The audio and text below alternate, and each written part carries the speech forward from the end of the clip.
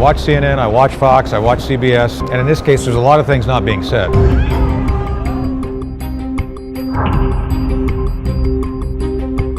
It almost certainly is a recombination event that was laboratory driven.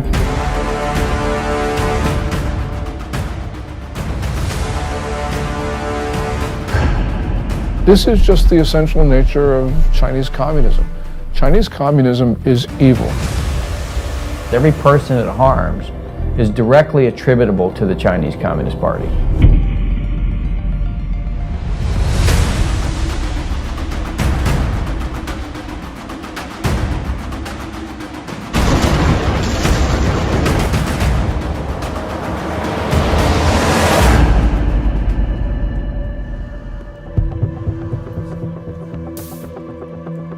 I began looking into the origin of the now widely known coronavirus in early February, with its timing amid the Hong Kong protests, the Taiwan elections, and the US-China trade deal. My name is Joshua Phillip. I'm an investigative reporter at the Epoch Times in New York, writing about the Chinese Communist Party's programs of espionage and unconventional warfare for well over a decade. Videos and messages from Chinese citizens leaking through the censorship suggested the situation was much worse than what the regime was reporting. As my research progressed, initial answers turned into more questions. I soon realized there was much more to the story than we were being told. Today, the coronavirus is impacting over 100 countries around the world. Billions of lives are at risk. And from what is said by the Chinese Communist Party, this allegedly started spontaneously in the seafood market in Wuhan, China.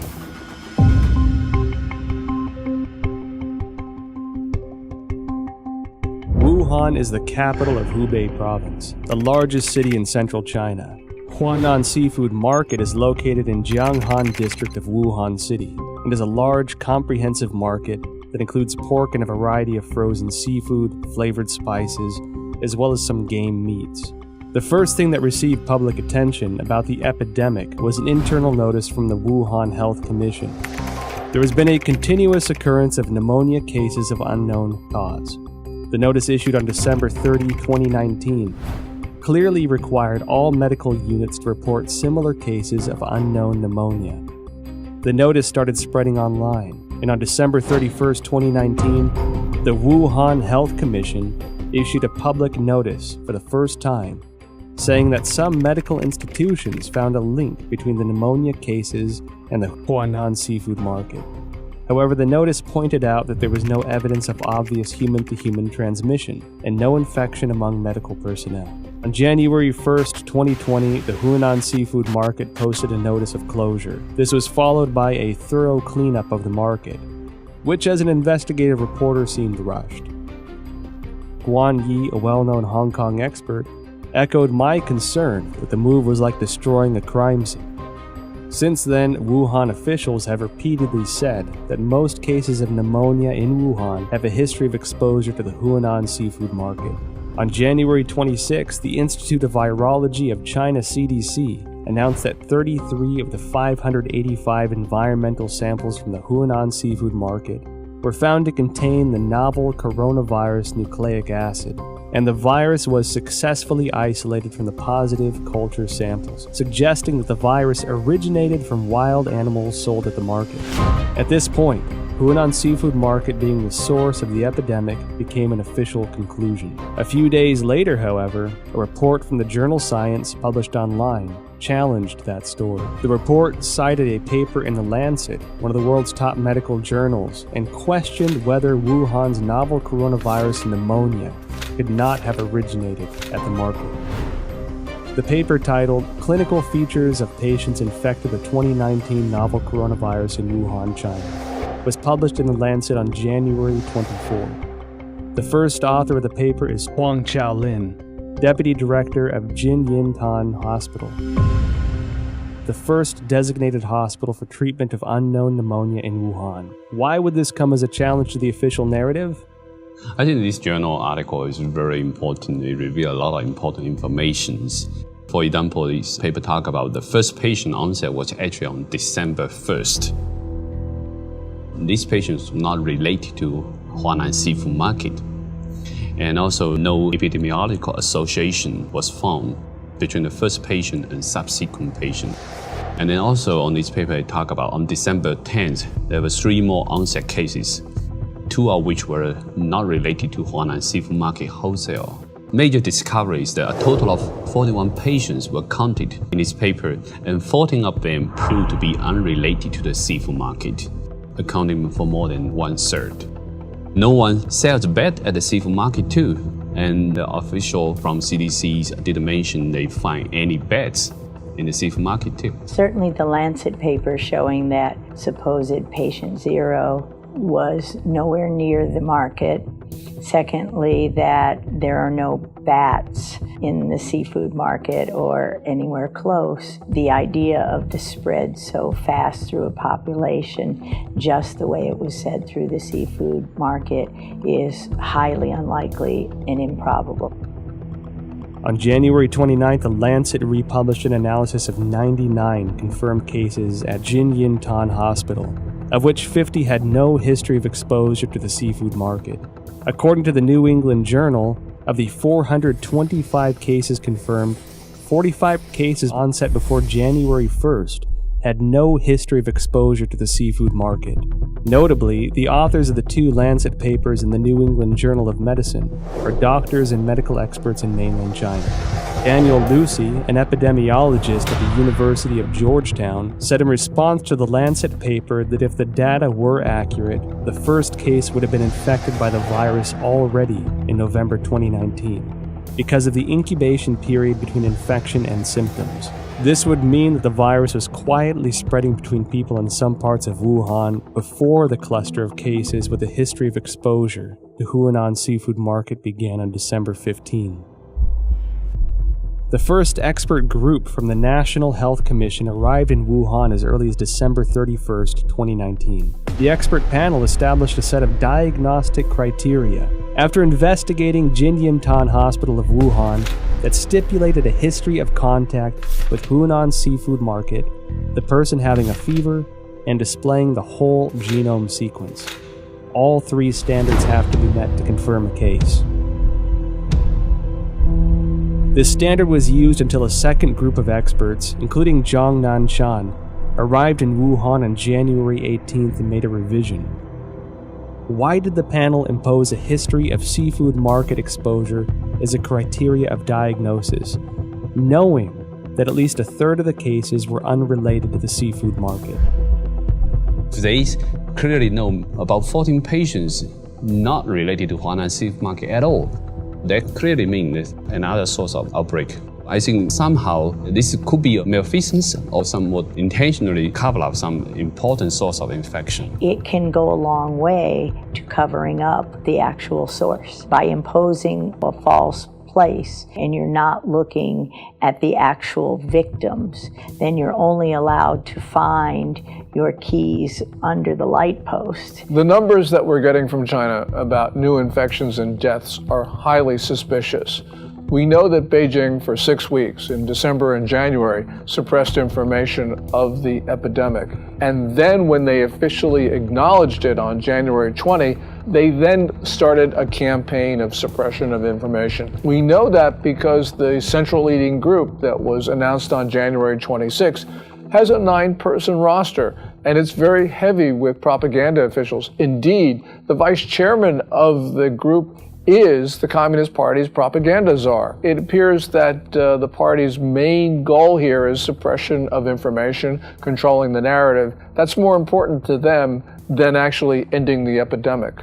I was in China when SARS happened, and we were evacuated, and it was exact same thing. There's no transparency. They tried as long as they could to cover it up until finally it was just like with the coronavirus, they could no longer cover it up, and then they proceeded to act. I mean, I think from my perception back then, their response to it is exactly the same.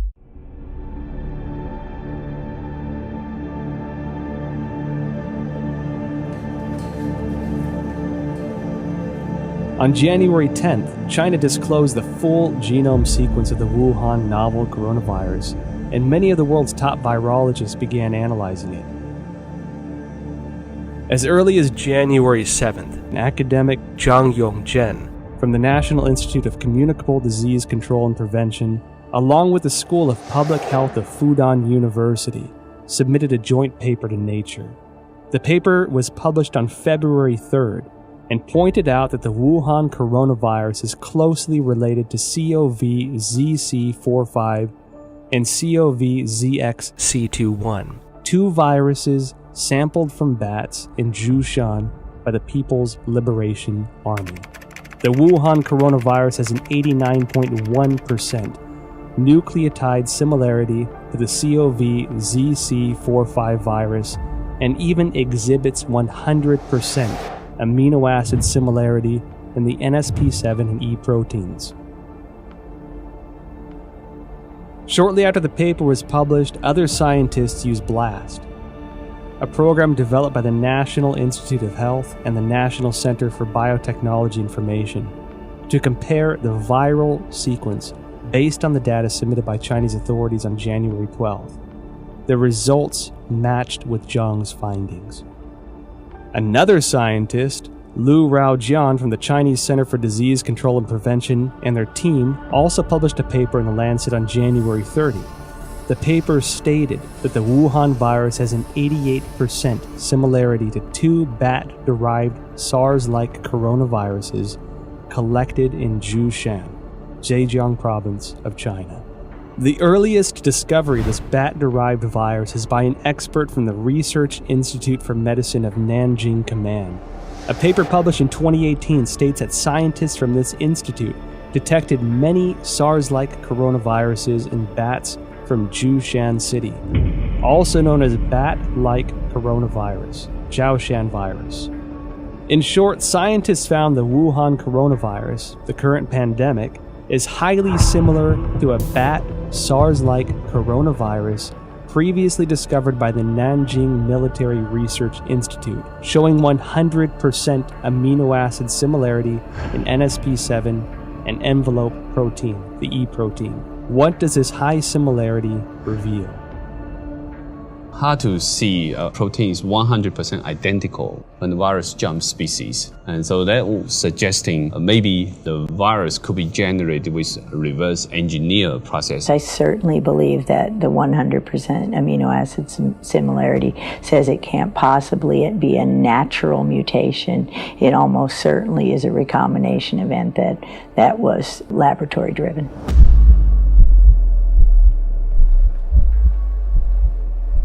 On January 21st, researchers from the Institut Pasteur, Shanghai, Chinese Academy of Sciences published a paper in Science China Life Sciences that mentioned an important phenomenon. The sequence of a key part of S protein of Wuhan virus has high homology with the SARS virus. What are S proteins? In the well-known coronavirus picture, they are little mushrooms attached to the surface of the virus. These S proteins, also known as spine proteins or spike proteins, are the most important tool for the coronavirus to invade human cells. If we compare the receptor ACE2 on the cell surface of human bodies to a lock, this S protein is the key, which can unlock this lock on the cell surface and then invade into the cell to propagate and destroy it. That means virus now can infect human cell much easier. That's probably also one of the important reasons that contributing to multi-organ failure when people have a very severe disease. So it can spread out in the human body much faster. Well, the S proteins, the high similarity of the S proteins from SARS-1 to now SARS-2, that's your spike protein. That's the lock and key. That's going to be what drives it right through human cells. And so we know that's the pathogenic spike protein that for the original SARS. So now you're allowing that access to human tissues because the spike proteins of the natural evolutionary strains don't infect human cells at all. So that research has been going on at Wuhan and published since 2007. And clearly, if that spike protein from SARS weren't on the new COVID-19 or SARS-2, it wouldn't be able to enter human cells. So again, this is evidence that it couldn't go through the Wuhan Seafood Market, because how did you get that spike protein off the original SARS from bats or any other way? It's lab-derived. Research into the virus genome sequence revealed many essential data points. According to a February 28 report in the South China Morning Post, the Shanghai P3 laboratory, which first shared the Wuhan coronavirus genome with the world, was ordered to close by authorities, impeding further research on the virus. Professor Zhongyang Zhen and his team, who published the genome sequence on January 11th, worked at this laboratory. According to a February 26 report on Caixin, Zhongyang Zhen's team isolated and completed the genome sequence of the previously unknown virus on January 5th. On the same day, the Shanghai Public Health Clinical Center reported the discovery to the National Health Commission and recommended prevention measures. No response was received as of January 11th. And it was then that the team decided to publicize the virus genome sequence on virological.org, becoming the first team to do so in the world. Caixin also reported that the Hubei Health Committee already notified genome sequencing organizations on January 1st regarding the cessation of analysis of Wuhan virus samples. Existing virus samples must be destroyed. Information on the samples, related to papers and related data, are all prohibited from release. On January 3rd, China's National Health Commission distributed Notification Letter 2020 number 3, in which a similar directive was presented.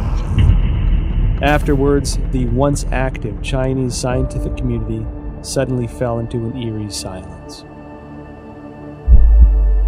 What was the Chinese Communist Party trying to hide? This is telling us the Chinese government is censoring this information. They do not allow the samples to be sequenced or do not allow the sequence to be published or submitted to the gene bank. Its response to this virus is extremely troubling. It ignored it for 6 weeks. It allowed it to spread around China. It tried to get other countries to not protect themselves. This is dangerous, irresponsible behavior, and it's endangered not only the Chinese people, but people around the world. There is no other way of looking at it. They are responsible for the continuation of this coronavirus. And every time it comes back, because it will come back, because it's going to be with us now permanently, it will come back, and every person that it kills, every person that it harms, is directly attributable to the Chinese Communist Party.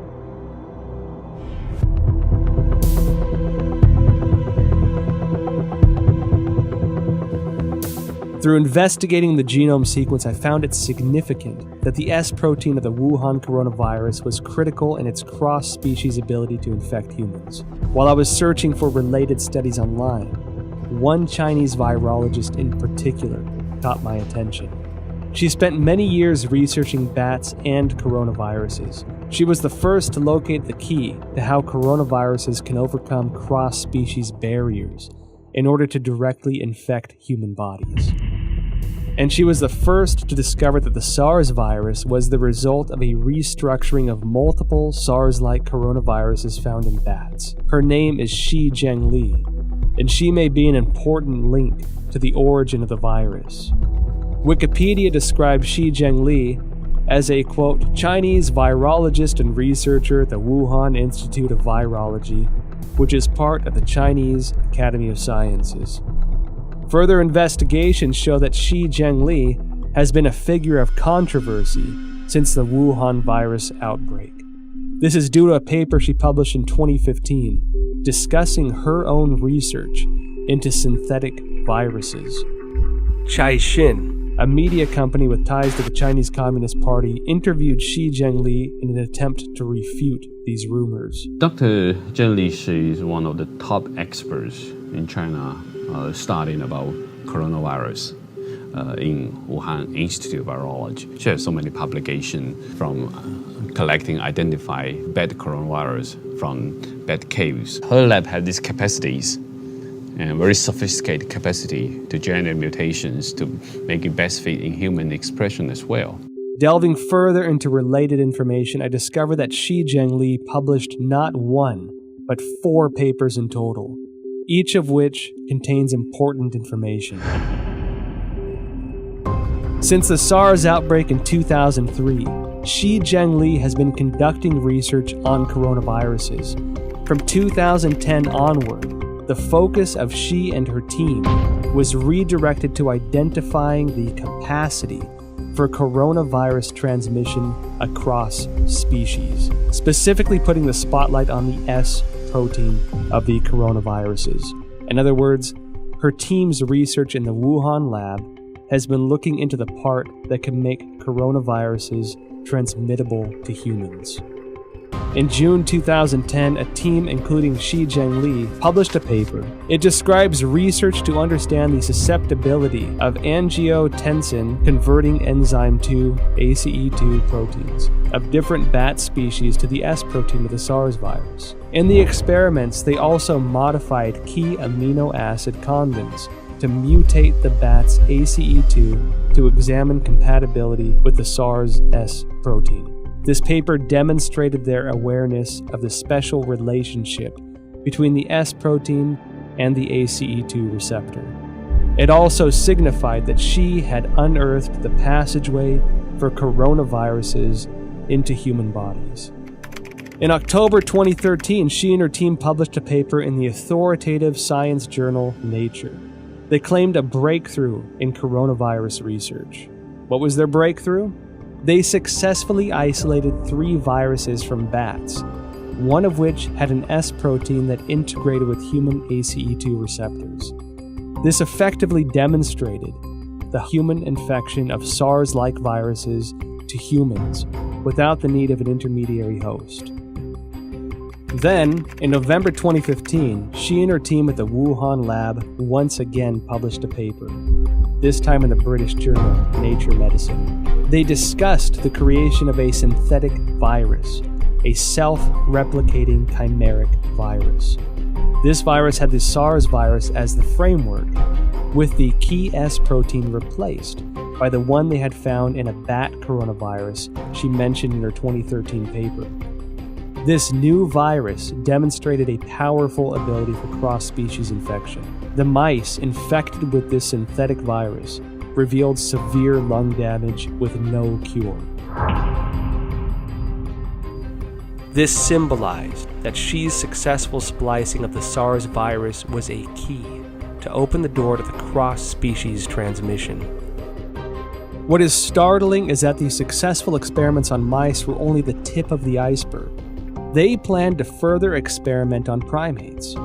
Although Zhengli did not indicate any conclusion from this research, her move to research on primates suggests this was to more closely simulate the infection of humans with this new synthetic virus. This wasn't done without controversy, however. Xi's experiments quickly triggered widespread debates from the academic community. Simon Wayne Hobson of the Pasteur Institute in France expressed deep concerns. He told Nature, if the new virus escaped, nobody could predict the trajectory. Propagation could happen anywhere. His statement is exactly what's happening, that the virus is everywhere and it could not spread that fast through various countries unless it's been spread via laboratories, via the mail, via research scientists studying that.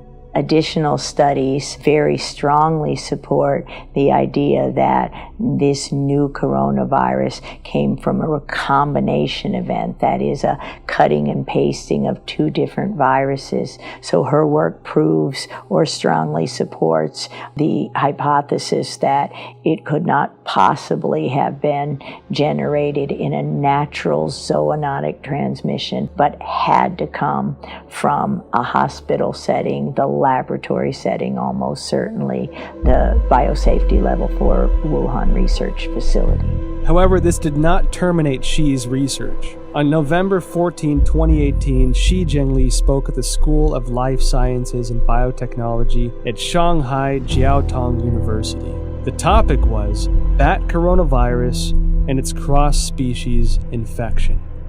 Reports of this event have since been deleted from the university website. I discovered 2 more significant pieces of information regarding the dangers of the research conducted by Zhengli's team. First, On October 16, 2014, the Obama administration, wary of the potential threats to public health from the gain-of-function GOF research into SARS, MERS, or influenza, announced through the National Institute of Health that it was suspending funding into similar research. The funding pause included Zhengli's research project, Genetic Engineering of SARS-like Coronavirus in Bats, a collaborative effort with Dr. Ralph Barrick, a virologist at the University of North Carolina. Second, after the Wuhan outbreak, Indian researchers compared the S protein sequence between 2019 nCoV and SARS. They discovered that 2019 nCoV had 4 new sequences inserted, all of which can be found in HIV sequences through a search on GenBank. Zhengli discredited those observations, although she never denied the existence of the 4 inserted sequences. However, scientists probing GenBank found that there were only 3 viruses containing all sequences. The first is the HIV virus itself. The second is a bat coronavirus discovered by Xi. And the third is this new Wuhan coronavirus. We've done this kind of work for now 40 years for me. There's this sequence analysis and comparison of the virus of the SARS to COVID-19 apparently has genes that come from other human and other species, including some envelope, the GP41 from HIV. What is the HIV's GP41? The answer I found online describes GP41 as a protein of HIV that acts as the key to infecting human bodies, resulting in the functional failure of the immune system. If the discovery by Judy and her colleagues are established, it would mean that the infectious part of the Wuhan virus, the S protein, incorporated the sequence of the HIV key protein. This made me think of the immunodeficiency symptoms in people infected. They were doing research on a human transmittable coronavirus that was actually published in a paper. So this is research that they actually published. They were working on developing a coronavirus for the human host, which, leads you to question, why would you be creating a coronavirus that can infect humans? What would be the purpose of that research? Is it for a weapon? Is it so that you can then create a vaccine that you are the sole recipient of the profits from? The Chinese have full access to our databases. They have full access to all that research that comes out. They have full access to all our universities to train their scientists. And they have full access to our scientists, like was, with the recent indictment of the head of the chemistry department at Harvard. I mean, this is the 1,000 Talents program. Tens of thousands of the world's most brightest people in all of these different areas that are going to China to help them with their programs. And all of these programs, as you know, have a dual use capability. Beijing's attacks on the United States, which have occurred for weeks and weeks, are really worrying.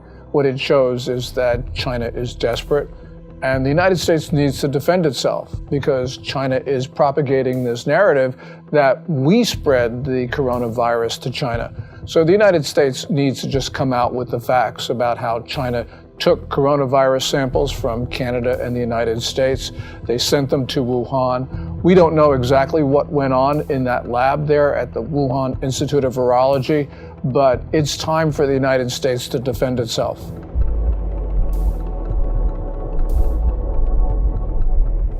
January 23rd, 2020. The Wuhan virus exploded.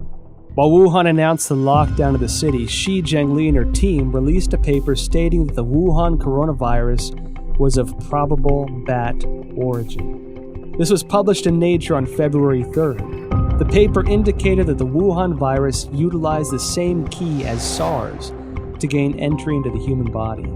She also announced the 2019 nCoV genome sequence was 96.2% consistent with a bat coronavirus originating in Yunnan, China, called RATG13, signaling a natural source of the Wuhan virus.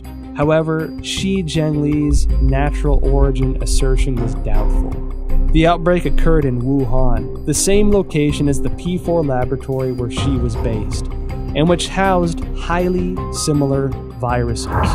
Common sense would lead the government to first inspect the P4 laboratory for any leakage incident and potential safety concerns. Instead, they shifted public attention from the P4 laboratory to the South China Seafood Wholesale Market that sold no bats, and designated it as the origin of the disease. At the same time, authorities sealed off all virus samples, prevented international experts from joining the investigation, and used national television to slander doctors such as Li Wenliang, who disclosed the outbreak for spreading rumors. If the Wuhan virus indeed emerged naturally, why would the CCP need to censor relevant news or block investigations? Could the Wuhan P4 laboratory have its secrets? Virus samples and genome sequences may be the exact ingredients we need to find our answers.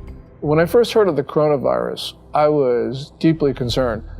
Almost every disease that starts in China begins in Guangdong Province, the province that surrounds Hong Kong, in the south. But Wuhan is in the central portion of the country. And so this was extremely unusual. And the fact that it might have started close to the Wuhan Institute of Virology, the P4 biosafety lab, really was extremely troubling. It's not a conspiracy theory to think that the coronavirus came from the Wuhan lab. We don't know at this point. And until we know, the theory about the lab origin is certainly something that we should consider. I noticed that after the outbreak, the Wuhan Institute of Virology kept strangely quiet. Under normal circumstances, as the nation's highest level of virology research institute, it should be the first one to actively respond when the entire country is working around the clock, attempting to control a disease like this. One that so closely fits the type of viruses its scientists were researching. In contrast, the Institute had a highly visible demonstration on CCTV of their efforts to detect and prevent the outbreak of virus V in pigs of Guangdong in 2018. It should be noted that the Wuhan Institute displayed a series of abnormal events since the start of 2020. January 2nd, an email from the Director General of the Institute to all internal staff was circulated. The subject was Notice regarding the strict prohibition of disclosure of any information related to the Wuhan unknown pneumonia. National Health Commission clearly mandates that all detection, empirical data, results, and conclusions related to this outbreak cannot be published on self-media or social media, nor disclosed to any media, including state media, or collaborative organizations, including any technical services companies.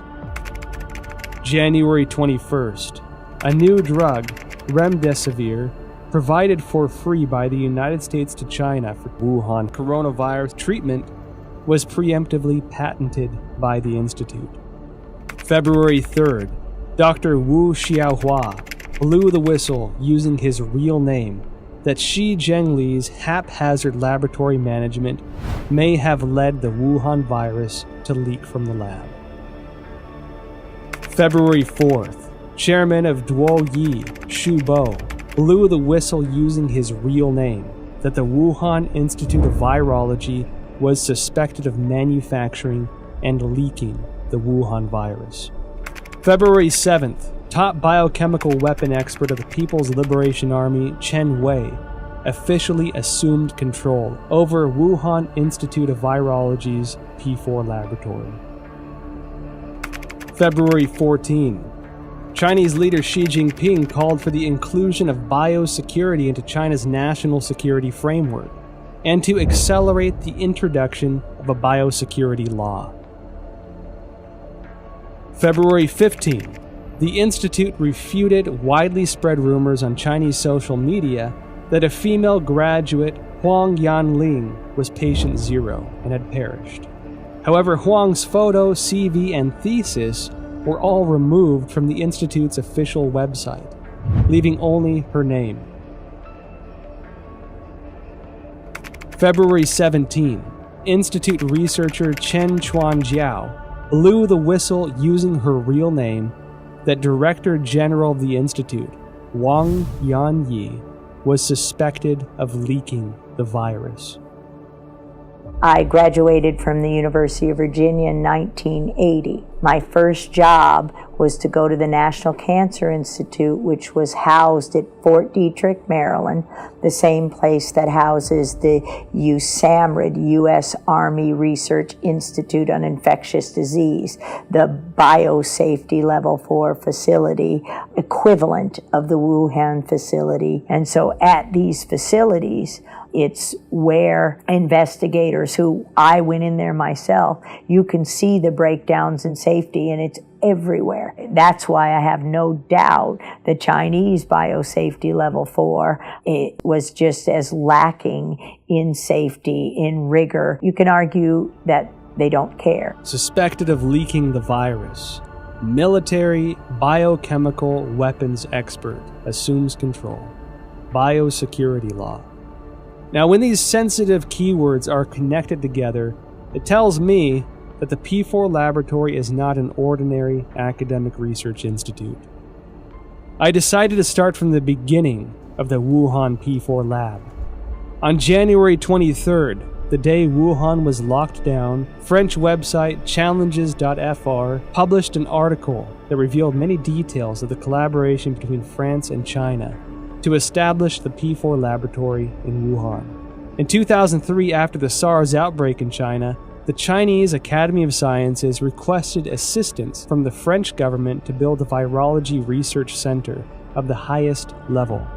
With the support of then French Prime Minister Raffarin, the two countries signed a contract to jointly construct the P4 laboratory under a wave of contention.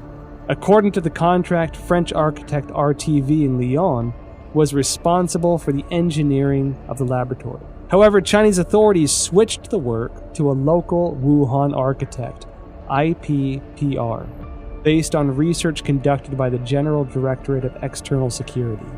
IPPR had close ties to subsidies of the Chinese military, some of which were already targets of concern by the American CIA. Within the 12 subsidiary departments, there was even a specific military management office. The French delayed repeatedly, given security concerns. It wasn't until 2017 before the Wuhan P4 laboratory was operational, and French security continued to suspect that the Chinese regime was conducting biochemical weapons experiments. Who is the real boss of the P4 laboratory? The Wuhan P4 laboratory was a subsidiary of the Wuhan Institute of Virology, which is managed by China Academy of Sciences. The director of the laboratory was Yuan Shiming, who was also the head of China's Academy of Sciences Wuhan chapter. Design and funding for construction were the responsibilities of the ex-vice presidents of the academy, Jiang Mianheng from 1999 to 2011, and Chen Zhu from 2000 to 2007. Jiang Mianheng was the eldest son of ex-CCP leader Jiang Zemin. After Jiang Zemin ascended to power after the Tiananmen Square massacre, his son entered the academy and led the Institute of High Technologies Research and Development. Jiang Mianheng created the Shanghai Institute of Life Sciences, and together with China Academy of Sciences, Shanghai colleges and universities, Shanghai hospitals, military hospitals and research institutions, formed a profit group of life sciences organizations. They controlled China's major life sciences research projects and allocation of massive funding. Jiang Jicheng, son of Jiang Mianheng, is the controlling shareholder of Wuxi AppTec, which in turn is controlling Fosun Pharmaceutical, China's agent for Remdesivir. Effectively, Jiang Jicheng is the kingpin behind the specific medicine for the outbreak. Meanwhile, Chen Zhu is the current president of the Red Cross Society of China, which had faced numerous scandals since the outbreak. In 1999, while Jiang Zemin was in power, the People's Liberation Army published a book, Unrestricted Warfare, in which strategies for a weaker nation to combat a stronger nation are discussed in the context of modern warfare. One of the authors, Qiao Liang, wrote, "After the first Taiwan Strait crisis, we realized that if the Chinese and American military fought head-on, we are at a disadvantage. Therefore, we need a new strategy to help our military tilt the balance of power. This new strategy is called unrestricted warfare, a variety of means beyond all limits, without any restrictions. It could be military-related, including guerrilla warfare, terrorism, biochemical warfare, or it could be non-military related, such as drug trafficking, poisoning, environmental destruction, and computer virus dissemination." Israeli expert in biological warfare and former intelligence officer Danny Shoham published a paper in 2015 in India's Journal of Defense Studies. He pointed out that China will not miss, skip, or abandon any highly advanced technology, especially military-related technology. The article noted that China had 12 facilities related to the Ministry of National Defense and 30 subsidiary facilities of the PLA participating in the research, development, manufacturing, testing, or storage of biological weapons. Dr. Francis Boyle, a Harvard PhD famous for drafting the Biological Weapons Anti-Terrorism Act of 1989, clearly expressed, "The novel coronavirus we're seeing here is an offensive biological warfare weapon." The Federation of American Scientists indicated similar concerns in an evaluation report. The organization believed that the CCP possessed advanced chemical warfare projects, including research, development, manufacturing, and weaponizing capabilities. The CCP is usually known to have a proactive biological warfare portfolio, including state-funded and sponsored research activities. I believe they have them. I believe they're developing them. I think they want to be the most advanced nation on earth when it comes to biological weapons. The same as I believe that they do forced organ harvesting. The same as I believe that they have concentration camps for Uyghurs. The way I believe that they have systematically killed millions of Falun Gong. It is the same thing, this regime. You can count on it. So Wuhan as an area, I think, is critical by the fact that there's a lot of concern about what China's ambitions are regarding long-term global domination. I'll just say it that. Their military doctrines indicated that they intend to be the dominant political and military force in the Pacific Rim. I've talked to senior members of the Trump administration who have had conversations with the senior Chinese generals, and that's what they basically say. It's in their doctrine, too. So we have to examine this new clue. This is one piece of the, Wuhan, biological warfare. Does this mean something to these other things we're already seeing? Because the Chinese have already kind of stated this is their objective. So I think we have to analyze it through that lens. What does this mean to the larger political narrative of what China wants to do to dominate the region and potentially the world? We don't have to speculate about being at war. Last May, the Communist Party, through People's Daily, carried a piece which said that there was a quote-unquote people's war against the United States. They've declared war on us. We have to respond. There is a war. China's told us there's one.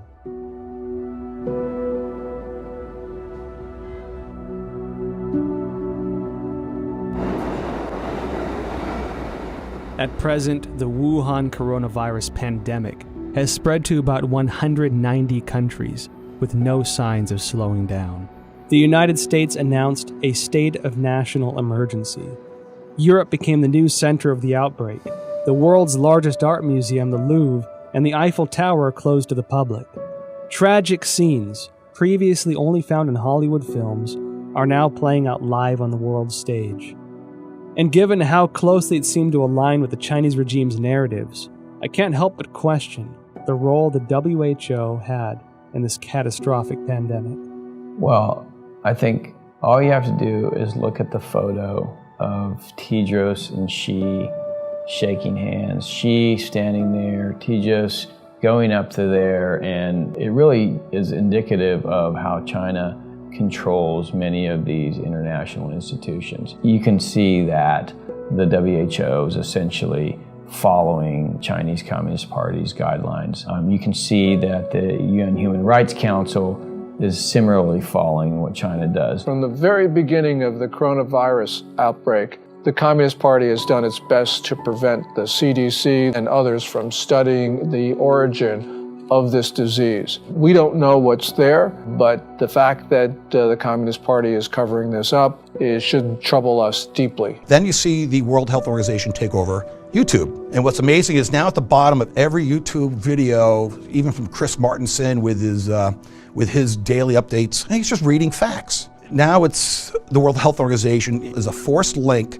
to go to the site. So for any person who doesn't know who the World Health Organization, they go there to get the propaganda. Not the facts, not the truth, they get the propaganda, they get the talking points from the World Health Organization. And that is also it's a shame that American corporations, especially social media, like Google, like Facebook and Twitter, they're trying to censor or ban or shadow ban or manipulate algorithms, so on and so forth, to prevent an actual honest conversation. The best way this is going to be answered, all this, we want the truth. The biggest issue I've learned over my 40-year career, it's not really fighting the viruses and learning how to treat the viruses. It's fighting a system that is determined to cover up and persecute anyone who reveals the truth behind. Today, the World Bank, many of the international institutions have essentially adopted a posture whereby if the Chinese Communist Party tells them to do it, they're going to do it. I'm not surprised at all by what the WHO says. I'm not surprised at all by ICAO, which basically has been blocking people from that tweet about Taiwan. I mean, the whole system, and this is why, by the way, the national security strategy that came out in December 2017 says what it says, which is we need to protect our societies, not just the United States, but all democracies. We need to rebuild them, not invest Chinese Communist Party regime in the Belt and Road Initiative and Made in China 2025. And we need to inspire people again to believe in democracy. Every country has diseases, but in China they become national emergencies and global emergencies because the real disease here is communism. A sprawling and aggressive disinformation campaign unleashed globally by the Chinese Communist Party. The propaganda push, which has escalated in recent weeks, aims primarily to deflect blame over the Chinese regime's botched handling of the Wuhan coronavirus, to sow discord internationally, and to portray the image that the regime has contained the outbreak. During the investigative interview process, well-known scientists who once suggested a laboratory origin of the virus declined to be interviewed one after another. Some avoided the topic of virus origin completely. Some had already composed scientific arguments but abruptly retracted their papers. I felt as if a giant net of censorship was cast by the CCP over virologists around the world. Silence at this time could have consequences for the health and lives of billions of people. I watch CNN, I watch Fox, I watch CBS, and I try to make my own assessment. And a lot of the time, you can figure out what's really going on by what they're not saying. And in this case, there's a lot of things not being said. Bottom line, they want to make money from China. They fear the Chinese repercussions if they air this stuff. It just gives you an indication of how powerful the Chinese Communist Party is. Chinese Communist Party suppressing speech in the West because these companies make money from China and they're afraid that they're not going to make, the Chinese Communist Party is going to punish them if they essentially publish this stuff or allow it to be aired. There is no other reason. I think we have to recognize, your audience who haven't seen it, I highly recommend Chernobyl, because the same basic governance model that screwed up Chernobyl, I would argue, is now in charge of the response of the coronavirus. So whatever you saw go wrong in Chernobyl, you could still see that potential here. I'm not saying it's going to be that bad. I'm just saying that the party, the central party, is the thing which they want to protect, their power. And people and nation issues are secondary to the continuation of power. Communist Party is malign and it is grossly irresponsible. It has pressured governments to keep their borders open, and it had to know that that would result in the fast spread of coronavirus to other countries. This is the worst sort of behavior And the world's got to understand that there will not be peace, there will not be good order and stability in the world as long as the Communist Party rules China. The Wall Street Journal writes a piece as China is a sick man of Asia. It needs to be corrected. It's not China is a sick man of Asia. It is the Communist Chinese Party that's a sick man of Asia. The Communist Party has policies that people abhor. And it's not just its reaction to the coronavirus. We see this with the suppression of rights, also with holding perhaps 1 million people, maybe even 3 million people in concentration camps. So this is just the essential nature of Chinese communism. Chinese communism is evil. While China pretends to be a responsible member of the international community, in reality, they are doing much to undermine the rule of law and human rights. We at the Epoch Times refer to the Wuhan Coronavirus, or COVID-19, as the CCP virus, because the Chinese Communist Party's cover-up and mishandling allowed the virus to spread throughout China and create a global pandemic. On March 24th, Texas lawyer Larry Klayman filed a complaint in Texas federal court seeking at least $20 trillion from the Chinese government.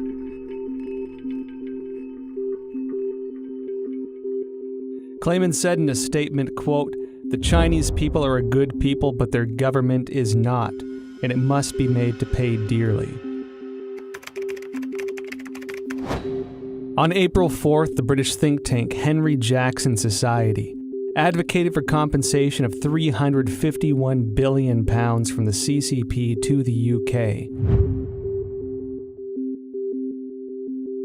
and that the government should pursue it through international courts. The same report called for a total compensation of £3.2 trillion to the G7 for the damages caused by the cover-up of the outbreak. On the same day, the All India Bar Association filed a complaint to the United Nations Human Rights Council, seeking an unspecified amount as reparations from China over the global spread of the coronavirus. Evidently, the CCP violated the international health regulations. The United States and the international community must regain their senses and take action.